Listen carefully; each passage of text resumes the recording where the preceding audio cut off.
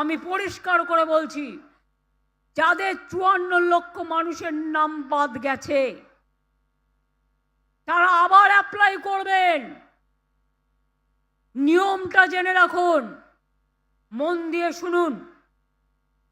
তারা কিন্তু 7 নম্বর form fill up করবেন এবং 8 নম্বর ফর্ম ফিল আপ করবেন।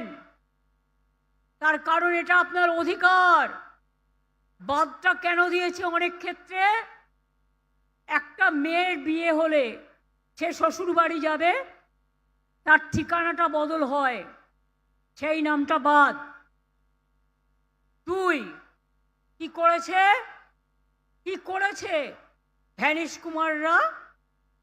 ধরুন আমার নামটা মমতা, আমি বাংলায় মমতা লিখলাম, ইংরেজিতে আমি এম এ টি একটা এও লিখতে পারি, দুটো এও লিখতে পারি, আমি MO লিখতে পারি।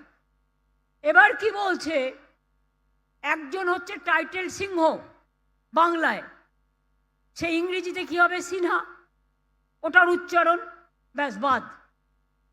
এমনকি আমার সাংসদ কাকলি ঘোষ দস্তিদার, তার ডাক্তার ছেলেদের সবার নাম বাদ, কাউন্সিলরদের নামও বাদ।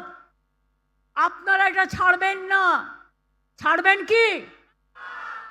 7 নম্বর ফর্ম ফিল আপ করবেন, 8 নম্বর ফর্ম ফিল আপ করবেন। এটা দিল্লি থেকে বিজেপির একজন বসে আছে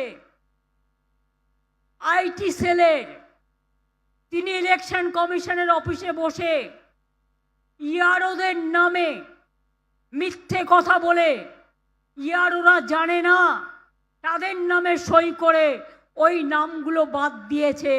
ইয়ারোরা কিন্তু তারা নিজেরা নয়, তাদের অ্যাসোসিয়েশন চিঠি পাঠিয়েছে প্রতিবাদ করে যে এটা আমরা করিনি।